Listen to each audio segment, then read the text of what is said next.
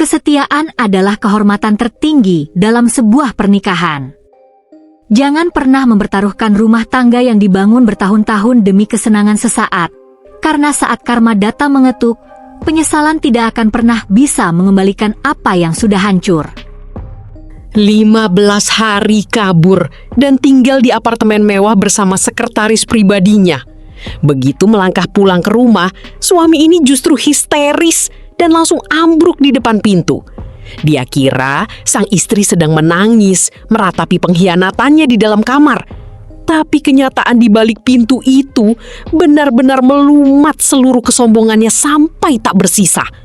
Sebelum kita bongkar pembalasan elegan sang istri, klik tombol subscribe dan nyalakan lonceng notifikasinya sekarang juga, agar kamu tidak ketinggalan alur cerita paling memuaskan ini. 15 hari kabur dan tinggal di apartemen mewah bersama sekretaris pribadinya.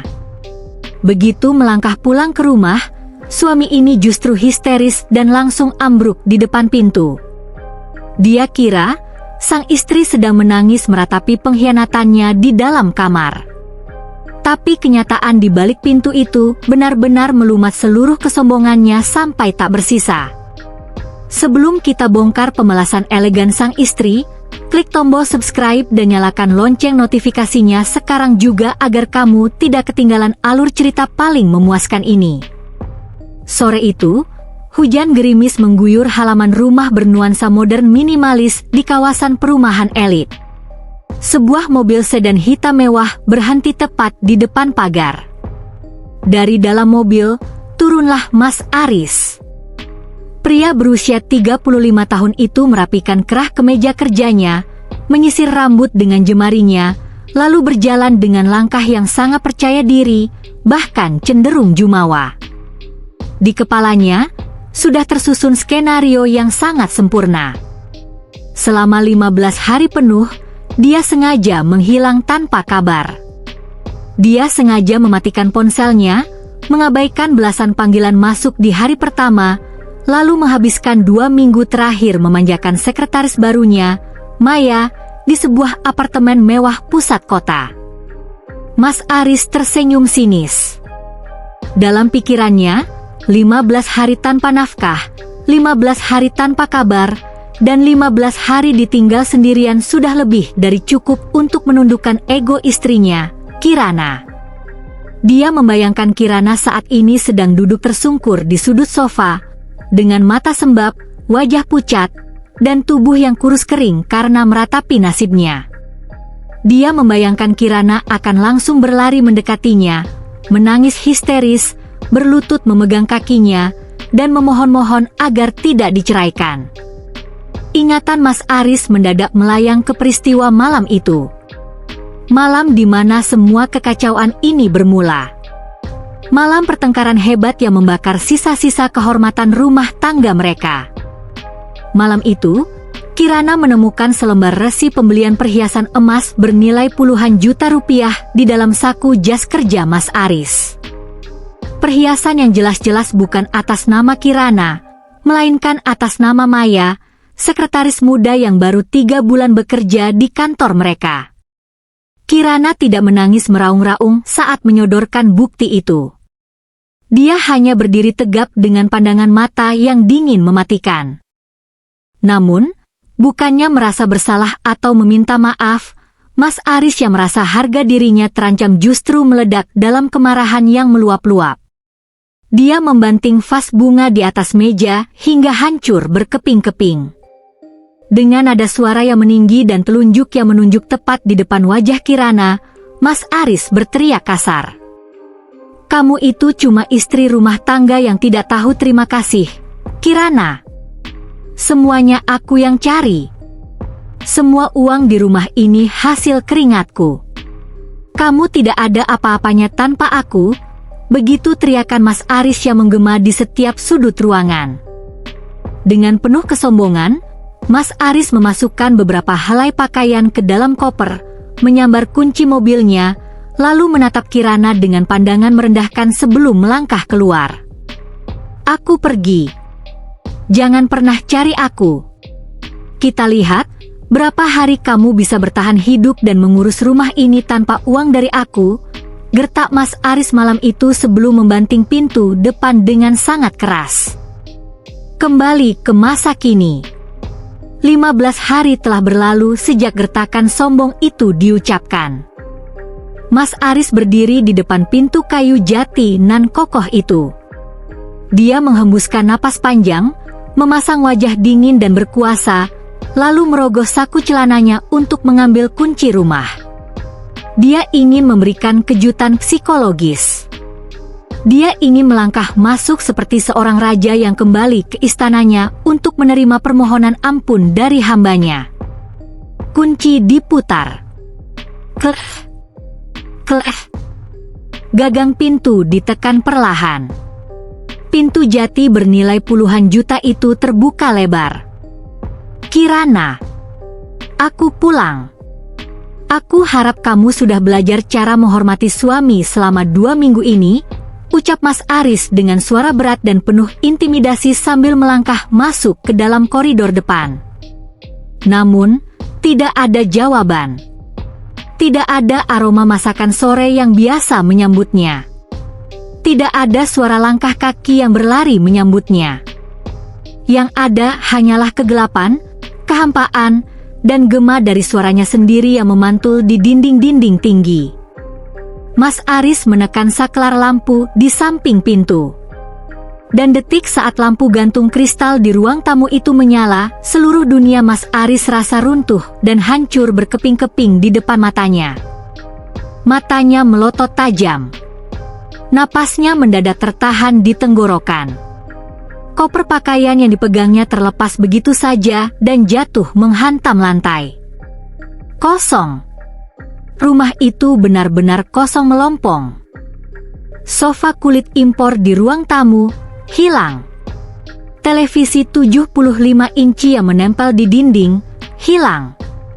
Lampu berdiri, hiasan dinding, karpet Persia, hingga meja makan tempat mereka biasa bersantap, semuanya lenyap tanpa menyisakan satu barang pun. Bahkan gorden jendela pun telah dicopot, menyisakan kaca-kaca besar yang memperlihatkan halaman luar. Rumah megah 2 lantai itu tampak seperti bangunan kosong yang tak berpenghuni selama puluhan tahun. Tidak ada sisa-sisa kehidupan Kirana. Tidak ada sisa-sisa kenangan mereka. Mas Aris berlari seperti orang kesetanan menuju lantai 2. Dia membuka pintu kamar utama dengan hempasan keras. Kosong. Kasur, lemari pakaian, perhiasan, meja rias, semuanya bersih. Lemari pakaiannya sendiri ditinggalkan terbuka dalam keadaan melompong, hanya menyisakan gantungan baju plastik yang bergoyang ditiup angin. Kirana, kamu di mana? Kamu bawa kemana semua barang-barang di rumah ini? Teriak Mas Aris histeris. Suaranya gemetar hebat, bercampur antara kemarahan yang membuncah dan rasa takut yang teramat sangat. Di tengah luasnya ruang tengah yang kosong melompong dan dingin itu, Mas Aris melihat satu-satunya benda yang tersisa. Sebuah meja lipat kecil dari kayu tebal, dan di atasnya tergeletak satu amplop coklat berukuran besar yang tersegel rapi. Di depan amplop itu, tertulis nama Aris Wicaksana dalam huruf kapital yang rapi dan tegas, tulisan tangan Kirana. Dia kira istrinya akan menangis meratapi pengkhianatannya selama 15 hari. Tapi dia tidak pernah menyangka, dalam 15 hari itu, Kirana tidak sedang menangis, melainkan sedang menyusun rencana pembalasan dendam paling rapi, paling dingin, dan paling menghancurkan dalam hidupnya. Apa sebenarnya isi amplop coklat misterius yang ditinggalkan Kirana? Kejutan mengerikan apalagi yang sudah menunggu Mas Aris hingga membuat karir dan seluruh kekayaannya ludes dalam semalam. Tonton video ini sampai selesai untuk melihat karma paling memuaskan. Jangan lupa tulis pendapat atau tebakanmu di kolom komentar di bawah. Menurutmu, apa isi amplop coklat itu? Malam di mana Mas Aris membanting pintu dan pergi membawa kopernya, rumah 2 lantai itu mendadak hening. Hening yang mencekam. Hujan deras luar biasa mengguyur kota, seolah ikut menjadi saksi atas hancurnya sebuah komitmen yang telah dibina selama 7 tahun. Kirana tidak mengejar. Dia tidak berlari keluar rumah di bawah derasnya hujan untuk menahan langkah suaminya. Dia juga tidak tersungkur di lantai sambil menangis meraung-raung seperti wanita teraniaya dalam sinetron. Kirana hanya berdiri diam di tengah ruang tamu. Matanya menatap dingin ke arah pecahan vas bunga di atas lantai marmer, serpihan kaca yang berserakan, persis seperti kondisi pernikahan mereka saat itu. Di dalam hatinya, rasa sakit itu ada. Sangat tajam. Rasa sakit karena dikhianati oleh pria yang pernah berjanji di hadapan ayahnya untuk menafkahinya lahir dan batin. Namun, di atas rasa sakit itu, ada sesuatu yang jauh lebih besar dan membakar, kehormatan diri. Kirana mengambil napas panjang. Dia berjalan perlahan menuju kamar tidur utama. Di atas meja rias, masih tergeletak selembar resi pembelian perhiasan dari toko emas ternama, bukti otentik yang tadi malam memicu ledakan amarah Mas Aris. Resi itu mencantumkan kalung berlian seharga 85 juta rupiah, dibeli atas nama Maya Lestari, sekretaris pribadi Mas Aris di kantor. Kirana tersenyum tipis. Sebuah senyuman dingin tanpa emosi. 85 juta. Gumam Kirana pelan. Uang yang dia klaim sebagai hasil keringatnya sendiri. Uang yang dia sebut tak ada hubungannya denganku. Mas Aris lupa. Atau mungkin, dalam kesombongannya yang membuta, pria itu sengaja amnesia. Dia lupa bahwa perusahaan kontraktor yang saat ini ia pimpin dengan bangga, PT Wicaksana Karya, tidak dibangun dari nol oleh tangannya sendiri. 7 tahun lalu, perusahaan itu hanyalah sebuah CV kecil yang nyaris bangkrut dengan utang menumpuk. Ayah Kirana lah, seorang pengusaha senior yang dihormati, yang menginjeksikan modal ratusan juta rupiah, menyerahkan jaringan klien besarnya, dan memasukkan nama Kirana sebagai pemegang saham mayoritas sebesar 60%. Selama bertahun-tahun, demi menjaga harga diri suaminya di depan publik dan karyawan, Kirana memilih menjadi ibu rumah tangga biasa. Dia membiarkan Mas Aris tampil sebagai sosok direktur utama yang hebat, berkuasa, dan dihormati. Kirana membiarkan suaminya menikmati sorot lampu panggung kemenangan. Namun malam itu, gertakan sombong Mas Aris, "Kamu tidak ada apa-apanya tanpa aku." Menjadi pemantik api yang membakar habis rasa toleransi Kirana. Sementara itu, di tempat terpisah, di sebuah unit apartemen mewah berlantai 22 di pusat kota, Mas Aris sedang menikmati apa yang ia sebut sebagai kebebasan. Di ruang tengah apartemen yang wangi dan bernuansa modern itu, Mas Aris duduk santai di sofa empuk sambil memegang gelas minuman. Di sampingnya, Maya, sang sekretaris berusia 24 tahun dengan pakaian modisnya, tersenyum bermanja-manja sambil mengelus lengan Mas Aris. "Mas, beneran kamu nggak apa-apa tinggal di sini? Nanti kalau Mbak Kirana nyariin gimana?" tanya Maya dengan nada suara manis yang dibuat-buat, meski matanya berkilat memancarkan ambisi. Mas Aris tertawa terkekeh. Dia menyesap minumannya lalu menyandarkan punggungnya dengan penuh kesombongan. "Biarin aja. Biar dia tahu rasa," jawab Mas Aris penuh percaya diri. Kirana itu sudah terlalu tumpul. Dia pikir aku bakal bergantung terus sama dia? Paling baru 3 hari nggak aku kasih uang belanja, dia sudah nangis-nangis nyariin aku.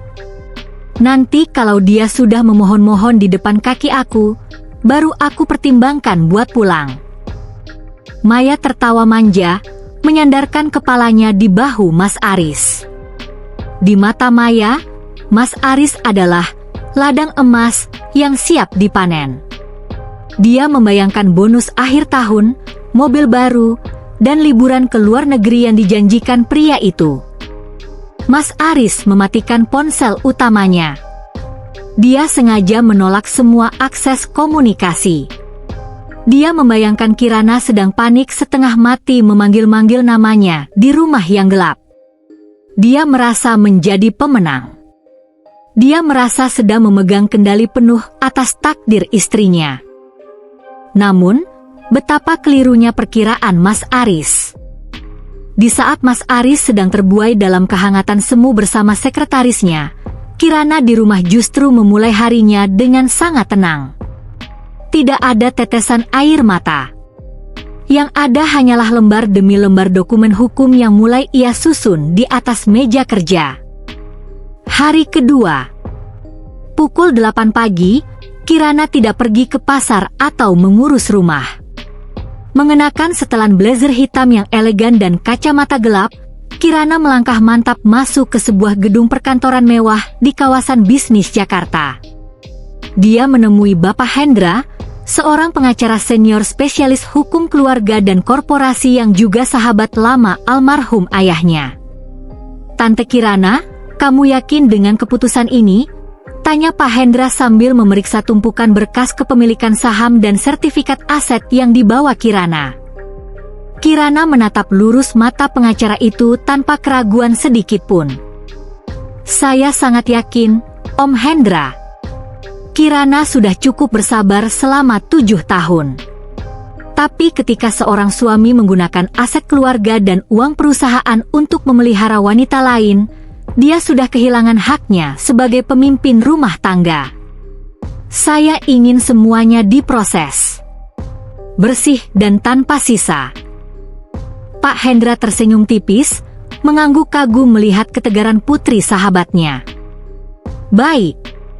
Kalau itu kemauanmu, kita akan jalankan strategi pembersihan total. Dalam 14 hari, kita akan balikan semua keadaan tanpa dia sadari sedikit pun." Memasuki hari kelima hingga hari ke-10. Gerakan Kirana sangat cepat, sunyi, dan mematikan, seperti seorang catur profesional yang sedang mengisolasi raja lawan. Pertama, sebagai pemegang saham mayoritas 60% di PT Wicaksana Karya, Kirana menggelar rapat umum pemegang saham luar biasa, RUPSLB, darurat tanpa kehadiran Mas Aris, yang memang sengaja mematikan ponselnya dan tidak masuk kantor dengan alasan dinas luar kota. Berdasarkan pasal anggaran dasar perusahaan, karena Mas Aris terbukti melakukan indikasi penyalahgunaan dana operasional sebesar ratusan juta untuk kepentingan pribadi, pembelian perhiasan dan sewa apartemen maya, posisinya sebagai direktur utama resmi dibekukan. Seluruh rekening operasional perusahaan atas nama Mas Aris diisolasi. Hak tanda tangan cek dan otorisasi perbankannya dicabut total. Kedua, Kirana memeriksa status kepemilikan rumah mewah 2 lantai yang mereka tempati. Rumah itu dibeli 5 tahun lalu, dan sertifikat hak milik SHM sepenuhnya tercantum atas nama Kirana Kartika. Selama ini Mas Aris merasa rumah itu miliknya hanya karena dia yang membayar cicilan bulanan dari gaji perusahaan. Tanpa ragu, Kirana menghubungi agen properti independen. Karena lokasinya yang sangat strategis dan kondisi bangunan yang sempurna, rumah itu langsung ditawar oleh seorang pengusaha kaya dengan harga tunai di bawah harga pasar. "Saya mau rumah ini kosong bersih dalam waktu seminggu," tegas Kirana kepada pembeli dan tim pengangkut barang. Hari ke-14. Hanya sehari sebelum kepulangan Mas Aris yang dijadwalkan, sebuah truk kontainer besar terparkir di depan halaman rumah Kirana. Puluhan petugas angkut barang bekerja dengan cepat dan rapi di bawah pengawasan langsung Kirana. Satu persatu perabotan diangkut. Sofa kulit, televisi, meja makan, lukisan, perhiasan, baju-baju perkakas, hingga perabotan dapur. Tidak ada satupun barang berharga milik Kirana maupun barang bersama yang disisakan. Bahkan, baju-baju kerja Mas Aris yang tersisa di lemari dikemas rapi dalam kardus-kardus bekas dan dikirimkan langsung via ekspedisi menuju alamat orang tua Mas Aris di kampung halaman. Kirana berdiri di tengah ruang keluarga yang kini telah berubah menjadi ruangan kosong yang luas dan gema. Dia menatap sekeliling. Tempat yang dulu penuh tawa dan harapan, kini hanyalah cangkang kosong tanpa jiwa. Dia mengambil sebuah meja lipat kecil dari kayu. Ditempatkannya meja itu tepat di tengah ruangan. Di atas meja itu, Kirana meletakkan sebuah amplop coklat tebal. Di dalam amplop tersebut sudah tersusun rapi 3 dokumen mematikan. Surat gugatan cerai resmi dari Pengadilan Agama. Surat penetapan laporan polisi atas dugaan penggelapan dana perusahaan sebesar 450 juta rupiah. Surat pemberitahuan eksekusi pengosongan rumah dari kuasa hukum pemilik baru. Kirana melangkah keluar dari rumah itu untuk terakhir kalinya. Dia mengunci pintu jati depan, lalu menyerahkan kunci cadangan kepada tim pengacara yang akan memantau dari jauh. Dia masuk ke dalam mobil pribadinya, menatap rumah kosong itu dari balik kaca spion, lalu tersenyum manis. 15 hari kamu bersenang-senang di atas penderitaanku, Mas Aris. Bisik Kirana dingin. Sekarang, selamat menikmati hadiah kepulanganmu.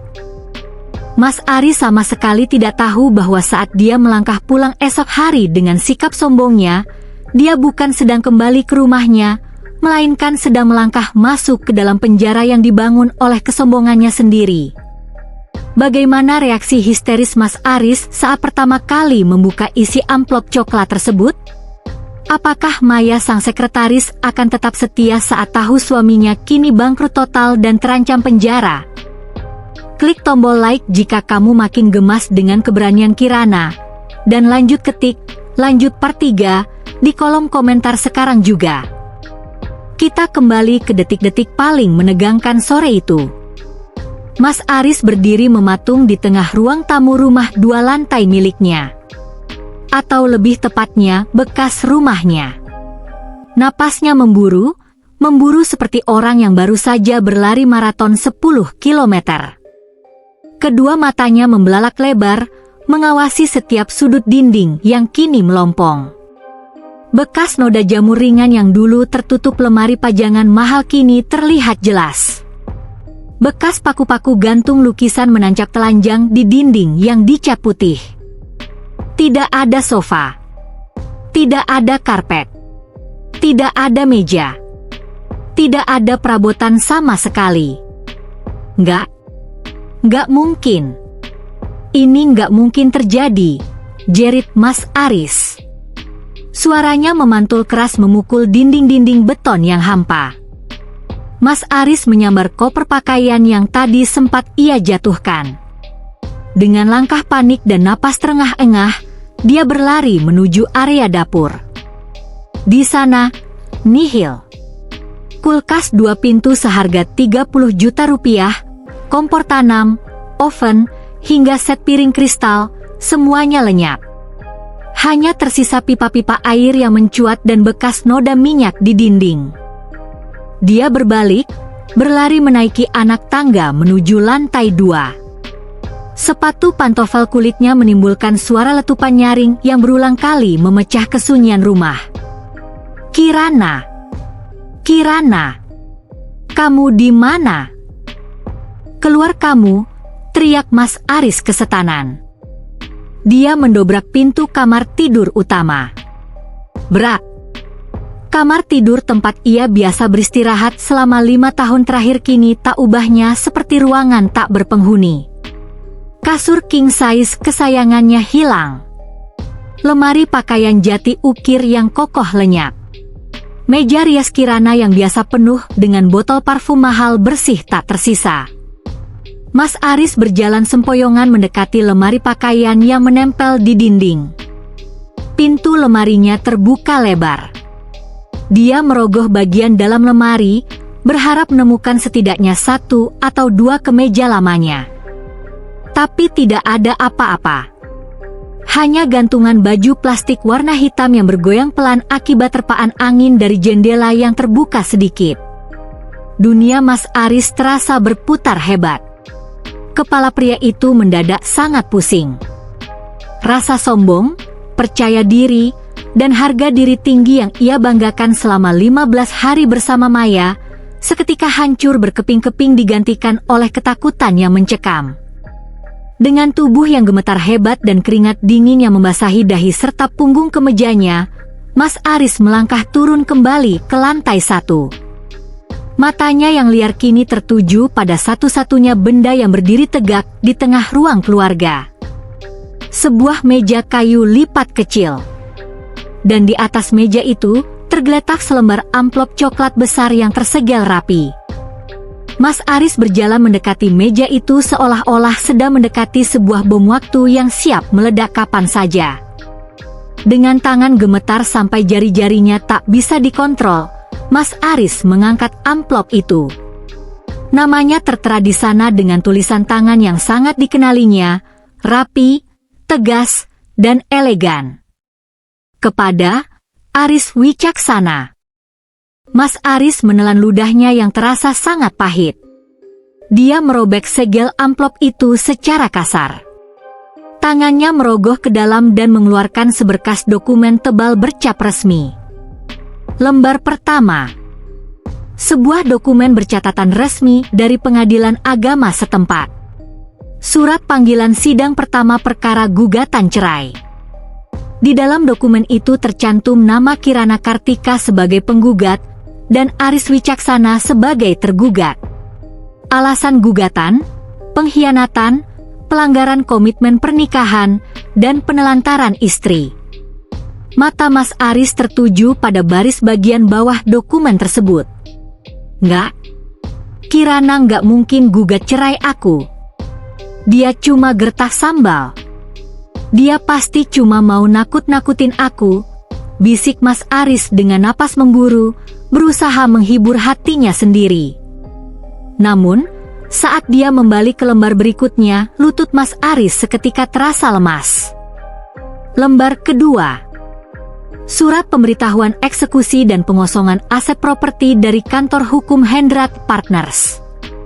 Di sana terlampir fotokopi sertifikat hak milik, SHM, rumah tersebut yang sah atas nama Kirana Kartika, beserta lembar akta jual beli resmi kepada pihak ketiga. Di dalam surat itu tertulis kalimat tegas. Diberitahukan kepada saudara Aris Wicaksana bahwa unit properti ini telah dipindah tangankan secara sah menurut hukum. Saudara diberikan waktu maksimal 1x24 jam untuk mengosongkan lokasi dari seluruh barang pribadi saudara. Apabila tidak diindahkan, maka tindakan pengosongan secara paksa oleh pihak berwajib akan dilakukan. Rumah ini sudah dijual, jerit Mas Aris dengan mata melotot tak percaya. Ini rumahku. Aku yang bayar cicilannya dari gajiku. Bagaimana bisa Kirana menjualnya tanpa persetujuanku? Mas Aris lupa. Dia lupa bahwa secara hukum, rumah itu dibeli tunai atas nama Kirana dengan uang muka utama berasal dari harta warisan almarhum ayah Kirana. Cicilan yang ia bayar selama ini hanyalah klaim sepihak dari kesombongannya. Tapi penderitaan Mas Aris belum berhenti di situ. Di lembar paling akhir dari tumpukan dokumen itu, terdapat berkas paling mematikan. Surat laporan kepolisian atas dugaan penggelapan uang perusahaan dan pencucian uang. Terlampir di dalamnya bukti cetak rekening koran PT Wicaksana Karya. Di sana ditandai dengan stabilo merah transaksi-transaksi mencurigakan selama 3 bulan terakhir. Transfer sebesar 85 juta rupiah untuk pembelian perhiasan atas nama Maya Lestari. Pembayaran sewa apartemen tahunan senilai 120 juta rupiah atas nama Maya Lestari. Tarikan tunai bernilai ratusan juta tanpa persetujuan pemegang saham mayoritas. Di bawah dokumen itu, ada sebuah catatan kecil yang ditulis tangan oleh Kirana. Mas Aris, kamu bilang di rumah ini semuanya hasil keringatmu. Tapi kamu lupa, 60% saham perusahaan itu milikku. Kamu menggunakan uang perusahaan untuk membahagiakan selingkuhanmu. Aku sudah mencabut posisimu sebagai direktur utama dan membekukan seluruh rekeningmu per hari ini. Selamat menikmati hasil keringatmu sendiri. Mas Aris panik setengah mati. Dia merogoh saku celananya, menyambar ponsel keduanya yang ia gunakan untuk berbisnis. Dia membuka aplikasi perbankan digital di ponselnya untuk memeriksa saldo rekeningnya. Akses ditolak, rekening terblokir. Dia mencoba menghubungi nomor ponsel kantor. Nihil. Nomornya sudah diblokir oleh bagian sekretariat. Dia mencoba menghubungi nomor ponsel Maya, wanita yang selama 15 hari ini manja dipelukannya dan berjanji akan selalu ada untuknya. Panggilan pertama, memanggil. Panggilan kedua, diangkat. Maya. Maya, tolongin Mas. Rekening Mas dibekukan. Kirana menjual rumah dan melaporkan Mas ke polisi. Mas butuh uang tunai yang ada di brankas apartemenmu sekarang, teriak Mas Aris panik di telepon. Namun, suara dari seberang telepon sama sekali tidak terdengar panik atau penuh kasih sayang seperti biasanya. Duh, Mas Aris. Kamu kok bodoh banget sih? Suara Maya terdengar dingin, tajam, dan penuh dengan nada ejekan. Maksud kamu apa, Maya? Aku ini bos kamu, teriak Aris. Bos? Bos dari mana? Tadi siang pengacara Mbak Kirana dan polisi sudah datang ke kantor. Semua orang tahu kamu sudah dipecat dan jadi buronan penggelapan uang. Maaf ya Mas, apartemen ini kan atas nama aku, barang-barang di sini juga hadiah buat aku. Jadi mulai sekarang, jangan pernah temui aku lagi atau aku panggil security.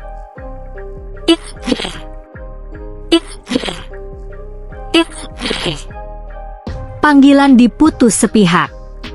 Nomor Mas Aris langsung diblokir saat itu juga.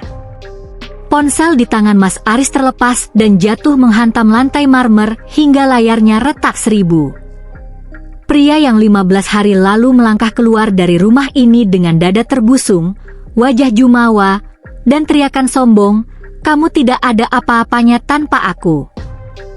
Kini berdiri sendirian di tengah ruangan kosong. Dia tidak punya rumah. Dia tidak punya jabatan. Dia tidak punya rekening bank. Dia tidak punya selingkuhan yang membanggakannya. Dan sebentar lagi, dia akan kehilangan kebebasannya karena ancaman penjara. Lutut Mas Aris akhirnya melipat. Tubuhnya tak sanggup lagi menopang beban kenyataan yang begitu menghancurkan. Bruk. Mas Aris ambruk. Dia berlutut di atas lantai marmer yang dingin, tepat di samping meja lipat kayu itu. Kedua tangannya mencengkeram erat lembaran-lembaran kertas surat gugatan cerai.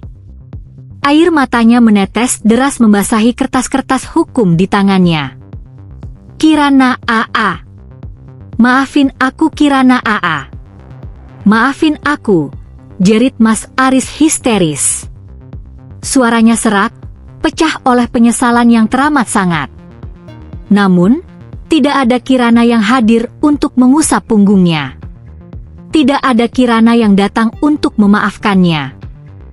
Hanya ada suara gemuruh petir dari luar rumah dan hembusan angin dingin yang menusuk tulang, menyadarkan Mas Aris bahwa kesombongannya selama 15 hari telah memusnahkan seluruh masa depannya.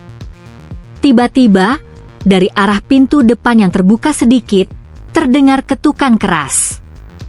Dua orang pria berseragam tegas berdiri di luar pagar bersama pengacara Pak Hendra. Saudara Aris Wicaksana? Kami dari kepolisian. Apakah Mas Aris akan langsung diseret ke kantor polisi sore itu juga? Bagaimana nasib akhir Maya yang mencoba melarikan harta hasil penggelapan tersebut? Makin penasaran dengan nasib akhir sang pengkhianat? Tulis di kolom komentar, lanjut part 4, dan jangan lupa klik tombol share video ini ke teman-temanmu agar mereka tahu bahwa karma itu real. Gema tangisan dan jeritan penyesalan Mas Aris di tengah ruang tamu yang kosong itu mendadak terhenti. Langkah-langkah kaki yang tegap dan berwibawa terdengar mendekati pintu depan yang terbuka lebar. 2 orang petugas kepolisian berseragam lengkap melangkah masuk, didampingi oleh Pak Hendra, pengacara senior berambut perak yang berdiri tegap dengan kemeja rapinya. Pak Hendra menatap Mas Aris yang masih berlutut bersimbah air mata di atas lantai marmer yang dingin. Tidak ada rasa kasihan sedikit pun di mata pengacara veteran itu. Yang ada hanyalah pandangan dingin penuh ketegasan. "Saudara Aris Wicaksana?" tanya salah satu petugas kepolisian dengan suara berat dan resmi. Mas Aris mendongak. Wajahnya yang biasa klimis kini sembab, rambutnya berantakan, dan matanya merah padat oleh air mata. Dia menatap 2 petugas polisi dan Pak Hendra bergantian dengan pandangan linglung. Iya, saya Aris." "Ada apa ini, Pak?" tanya Mas Aris dengan suara serak, gagap, dan gemetar. Pak Hendra maju 1 langkah, merogoh saku jasnya, lalu mengeluarkan sebuah map merah berstempel resmi. "Saya Hendra, kuasa hukum dari Ibu Kirana Kartika sekaligus perwakilan resmi dari pemegang saham mayoritas PT Wicaksana Karya," ucap Pak Hendra dengan nada suara yang sangat tenang namun menghantam tepat di ulu hati Mas Aris. "Atas nama klien kami, hari ini kami secara resmi menyampaikan laporan kepolisian terkait dugaan tindak pidana penggelapan dalam jabatan sebagaimana diatur dalam pasal 374 KUHP, serta dugaan tindak pidana pencucian uang atas aset-aset perusahaan yang saudara alihkan secara tidak sah selama 3 bulan terakhir." Mas Aris merayap di lantai, berusaha memegang ujung celana Pak Hendra. "Pak Hendra, tolong saya, Pak. Saya ini suaminya Kirana. Ini cuma salah paham. Tolong panggilkan Kirana, Pak. Saya mau bicara sama istri saya. Saya mau minta maaf. Tolong, Pak," jerit Mas Aris memohon-mohon seperti pengemis. Pak Hendra menarik kakinya sedikit ke belakang, menghindar dengan tatapan jijik. "Istri?" Pak Hendra tersenyum sinis. "Saudara Aris, saat saudara memilih untuk kabur selama 15 hari bersama wanita lain, mematikan ponsel, dan menikmati uang perusahaan untuk memanjakan selingkuhan saudara. Saudara sendiri yang melepaskan status sebagai seorang suami. Ibu Kirana sudah tidak berada di kota ini. Beliau tidak ingin menemui saudara lagi. Seluruh urusan perceraian, pembagian aset, hingga proses pidana ini sepenuhnya telah diserahkan kepada tim hukum kami." Petugas polisi di sebelah kanan Pak Hendra maju mendekat. Dia memegang bahu Mas Aris yang gemetar, lalu memutar kedua tangan pria itu ke belakang. Klik. Suara besi borgol yang mengunci kedua pergelangan tangan Mas Aris terdengar sangat nyaring di dalam ruangan yang hampa itu. Besi dingin itu seolah menjadi penanda berakhirnya seluruh kejayaan, kesombongan, dan kebebasan hidup Aris Wicaksana. "Pak, tolong, Pak. Jangan bawa saya. Saya bisa ganti uangnya. Saya bisa kembalikan semuanya," teriak Mas Aris histeris saat kedua polisi menarik tubuhnya berdiri secara paksa. "Ganti dengan apa, saudara Aris?" potong Pak Hendra dingin. "Rekening pribadi saudara sudah dibekukan oleh bank atas perintah pengadilan. Rumah ini sudah sah dijual oleh pemiliknya yang asli, yaitu Ibu Kirana. Dan jabatan saudara di kantor sudah dicabut sejak 3 hari yang lalu. Saudara saat ini adalah seorang pria yang bangkrut total dan tersangka tindak pidana. Namun, hukum dan karma tidak hanya berhenti pada Mas Aris. Di saat yang bersamaan, di unit apartemen mewah lantai 22 tempat Maya bermalas-malasan, kejutan kedua sedang berlangsung. Maya, yang baru saja memblokir nomor telepon Mas Aris dan merasa tenang karena mengira seluruh perhiasan mahal serta uang tunai di brankasnya aman, sedang bersantai di sofa sambil mengoleskan cat kuku. Tiba-tiba, brak, brak, brak. Pintu unit apartemennya digedor dengan sangat keras dari luar. Maya terlonjak kaget. Cat kukunya tersenggol hingga tumpah membasahi karpet impor. Siapa sih? Enggak sopan banget gedor-gedor pintu orang, bentak Maya kesal sambil berjalan menuju pintu utama. Begitu pintu dibuka, wajah Maya yang tadi penuh amarah seketika berubah menjadi pucat pasi bagaikan mayat. Di luar pintu, berdiri 2 petugas polisi wanita, tim auditor keuangan independen, dan seorang poluan berpangkat inspektur. "Saudari Maya Lestari?" tanya petugas poluan dengan nada tegas. Iya, saya sendiri." "Ada apa ya, Bu?" jawab Maya dengan suara yang mendadak menciut. "Kami dari kepolisian daerah membawa surat izin penggeledahan dan penyitaan aset terkait kasus tindak pidana penggelapan dan pencucian uang yang melibatkan saudara Aris Wicaksana. Berdasarkan data perbankan dan aliran dana perusahaan, barang-barang berharga di dalam unit apartemen ini diduga kuat dibeli menggunakan uang hasil kejahatan." Petugas kepolisian masuk tanpa bisa dihalangi. Tim penyidik langsung menggeledah setiap sudut apartemen. Tas-tas branded bernilai puluhan juta rupiah yang dipamerkan Maya di media sosialnya disita dan dimasukkan ke dalam kantong plastik transparan berlabel barang bukti. Perhiasan emas dan kalung berlian senilai 85 juta rupiah yang dibelikan Mas Aris dari uang perusahaan disita. Bahkan kunci mobil sedan putih yang baru 2 minggu dikendarai Maya disambar oleh petugas karena terbukti dibeli menggunakan cek operasional PT Wicaksana Karya. "Enggak bisa gitu dong, Bu. Ini semua hadiah buat saya. Mas Aris yang ngasih sendiri ke saya. Saya enggak tahu apa-apa kalau itu uang perusahaan," jerit Maya histeris sambil berusaha merebut tas-tas mewahnya dari tangan petugas. Poluan tersebut menatap Maya dengan pandangan lurus dan menohok.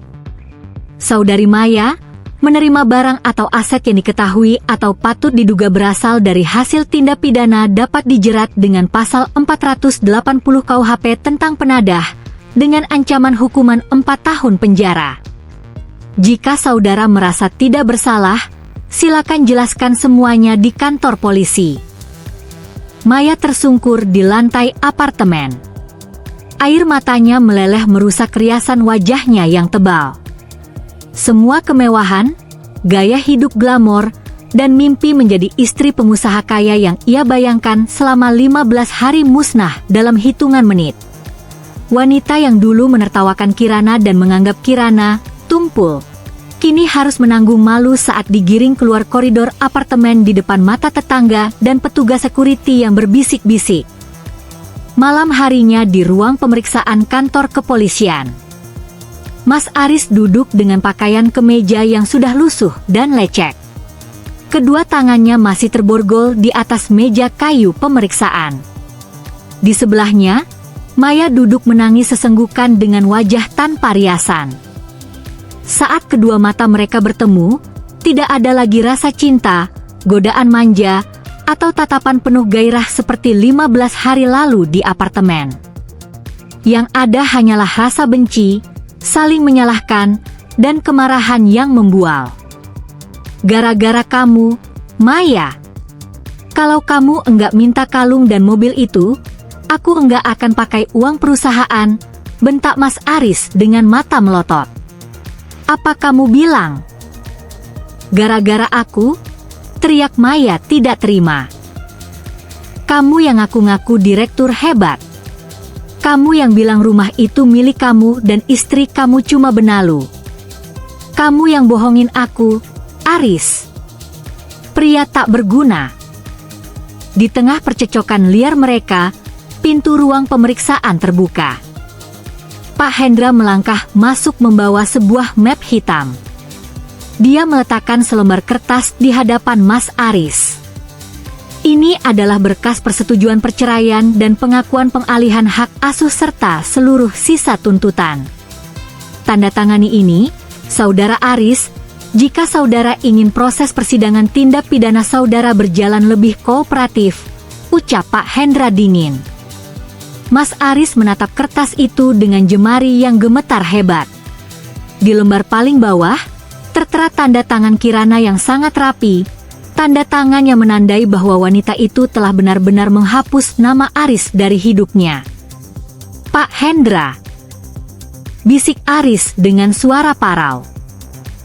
Tolong sampaikan satu hal pada Kirana. Bilang pada dia, saya sangat menyesal. Saya minta maaf. Pak Hendra mengambil kembali pulpen setelah Mas Aris menandatangani berkas tersebut. Beliau merapikan jasnya, lalu menatap Aris untuk terakhir kalinya. Ibu Kirana sudah memaafkan saudara Aris. Tapi maaf tidak menutup pintu penjara, dan maaf tidak bisa memutar balik waktu. Selamat menjalani konsekuensi dari pilihan saudara sendiri. Pintu sel besi itu akhirnya tertutup rapat. Klang! Mas Aris duduk tersungkur di sudut sel yang dingin dan remang-remang. Dia memegangi kepalanya, meratapi nasibnya yang hancur berkeping-keping. Dalam 15 hari, dia kehilangan segalanya, istri yang setia, rumah mewah, jabatan terhormat, kekayaan, dan nama baiknya. Sementara itu, bagaimana dengan nasib Kirana? Bagaimana wanita luar biasa ini melangkah maju membuka lembaran baru hidupnya yang jauh lebih bersinar dan penuh keberkahan setelah melepaskan benalu dalam hidupnya? Penasaran dengan penutup cerita yang sangat menginspirasi ini? Tonton bagian akhir di part 5 dan tulis pesan minimalismu untuk Kirana di kolom komentar sekarang juga. 3 bulan telah berlalu sejak badai pengkhianatan itu meruntuhkan sebuah bangunan rumah tangga yang palsu. Waktu terus berjalan, dan seperti hukum alam yang tak pernah ingkar janji, kegelapan malam yang paling pekat selalu diakhiri oleh terbitnya sinar matahari pagi yang paling hangat. Di sebuah ruang kantor baru yang megah berlantai tinggi di kawasan pusat bisnis ibu kota, sinar matahari pagi menerobos masuk melalui dinding-dinding kaca tebal, memantulkan bayangan sebuah ruangan bernuansa elegan, modern, dan penuh dengan kehangatan. Di atas meja kerja kayu jati yang kokoh, terpatri sebuah papan nama akrilik baru yang berkilau di bawah paparan cahaya. Kirana berdiri di tepi dinding kaca besar itu, memegang cangkir kopi hangat di tangan kanannya. Dia mengenakan setelan blazer berwarna krem elegan dengan rambut yang tersanggul rapi. Tidak ada lagi sisa-sisa wajah muram seorang istri yang diabaikan. Tidak ada lagi jejak air mata dari wanita yang dulu diremehkan dan disebut tidak ada apa-apanya tanpa suami. Yang ada di hadapan kita hari ini adalah sosok wanita yang seutuhnya utuh, mandiri, memancarkan aura kepemimpinan yang tegas dan anggun. Setelah menjual rumah lamanya dan menarik seluruh hak kepemilikan saham 60% di perusahaan lama, Kirana tidak menghabiskan waktunya untuk meratapi masa lalu. Dengan dana segar hasil penjualan aset pribadi dan suntikan modal penuh dari keluarga besarnya, Kirana mendirikan perusahaan pengembang properti baru. Hanya dalam waktu 3 bulan, di bawah kepemimpinan dingin, jujur, dan visioner dari Kirana, PT Kartika Karya Utama berhasil memenangkan tender proyek pembangunan kawasan perumahan ramah lingkungan bernilai puluhan miliar rupiah. Karyawan-karyawan berdedikasi dari perusahaan lama yang dulu kecewa dengan kepemimpinan arogan Mas Aris, satu persatu memilih mengundurkan diri dan secara sukarela melamar kerja untuk mengabdi pada Kirana. Kirana membuktikan pada dunia bahwa seorang wanita yang diam saat disakiti bukan berarti dia lemah atau tak berdaya. Dia hanya sedang menghimpun kekuatan untuk melangkah jauh lebih tinggi dari siapapun yang pernah meremehkannya. Di tempat lain yang sangat jauh dari gemerlap kemewahan, di dalam sebuah bangunan berdinding semen kusam bernuansa dingin di lembaga pemasyarakatan, suasana sangat kontras terlihat. Mas Aris duduk tersungkur di atas dipan semen bertilam kasur tipis yang bau apek. Pria yang dulu selalu tampil klimis dengan setelan jas mahal, kini mengenakan kaos tahanan berwarna biru lusuh bernomor dada. Rambutnya yang dulu selalu tertata rapi kini berantakan dan mulai memutih. Pipinya kempot, dan matanya cekung menyimpannya penyesalan yang mendalam. Berdasarkan putusan Majelis Hakim Pengadilan Negeri, Mas Aris Wicaksana secara sah dan meyakinkan terbukti bersalah melakukan tindak pidana penggelapan dalam jabatan dan dijatuhi hukuman 4 tahun 6 bulan penjara, serta diwajibkan mengembalikan seluruh kerugian perusahaan. Tidak ada lagi teman-teman bisnis yang menyapanya. Tidak ada lagi mobil mewah yang bisa ia pamerkan. Bahkan Maya, sekretaris yang dulu ia bela mati-matian hingga rela mengorbankan rumah tangganya, sama sekali tidak pernah menengoknya satu kali pun.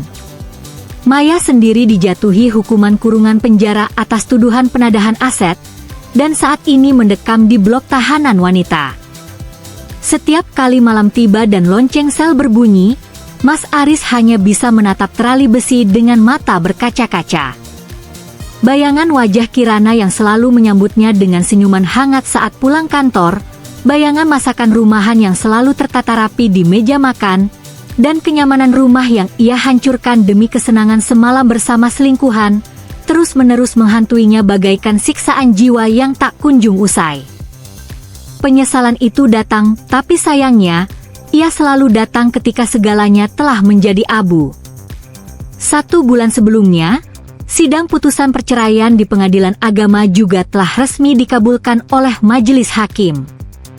Saat palu hakim diketukkan 3 kali, ga,